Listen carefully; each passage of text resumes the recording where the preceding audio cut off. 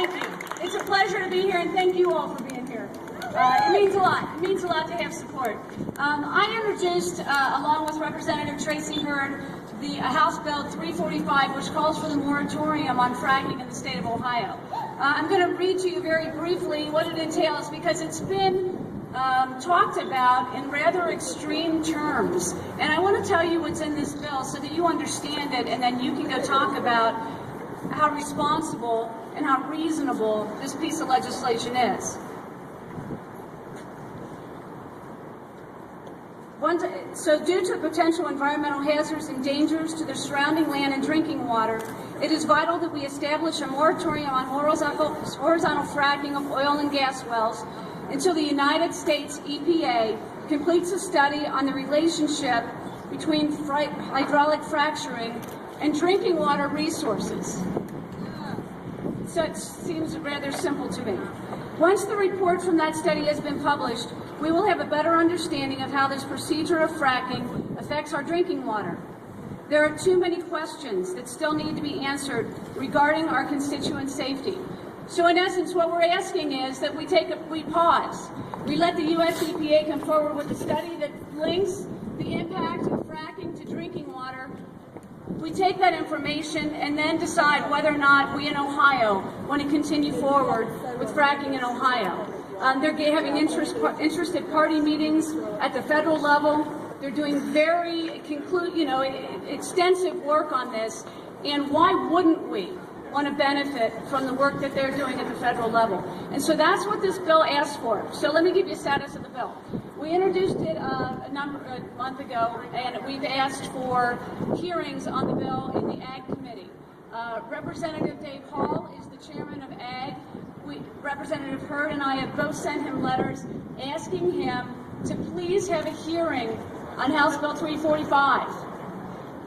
Per the House rules, we are entitled to a hearing on House Bill 345. And we expect to get a hearing on House Bill 345 so that we can understand how we can protect the citizens of the state of Ohio. Well, let me tell you something else that I'm hearing. So I'm from Cincinnati, Ohio. And I've been asked, what in the world does this have to do with Cincinnati, Ohio? Well, I want to remind everyone that Cincinnati is part of the state of Ohio. I know we're in a corner, I get that. But I had a town hall meeting and showed Gasland, the film that shows what has happened in Pennsylvania as a result of fracking. I had over 120 people attend that meeting at a theater to watch that movie. So many people, I had to turn some of them away. So don't tell me that this has nothing to do with Cincinnati, Ohio. It has everything to do with not only Cincinnati, but the rest of the state. And we are part of this state, and we are concerned about the impacts of fracking throughout the state of Ohio. I recently attended a meeting that was hosted by the Sierra Club, again in Cincinnati, and there was a gentleman that came forward at that meeting talking about a farm that he owns in southern Ohio. He's an organic dairy farmer. He is terrified about the impacts of fracking. So there are impacts on consumers, on residents. We've heard from a woman that's living next to this nightmare. There are impacts to the #1 industry in the state of Ohio, agriculture. How are we going to water the crops? How are we going to feed the animals with tainted water? How do we get around this question that this is not about economic development? This is about jobs. This is about economic development, but I'm not talking about the jobs that are the oil and gas jobs. I'm talking about the Main Street jobs. I'm talking about agricultural jobs. I'm talking about the coffee house owner who, if they can't brew a cup of coffee without chemicals in the water, they're out of business. How do we get around this question? This has everything to do with jobs. And so I'm asking you to help us talk about this in a reasonable and responsible way and talk about jobs.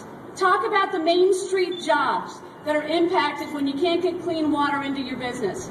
Talk about the Main Street jobs when there aren't people living nearby because they can't drink their water, and so they've moved away. What happens to the Main Street business? There are impacts here, and we need to start talking about it and not be afraid to talk about jobs, because this is all about jobs. And we're all concerned about jobs in the state of Ohio. So with that, I'm going to turn it over to Representative Winburn. Roland, I thought you were going to be really late, so I took some of his 5 minutes, so I apologize for that. But thank you for your support.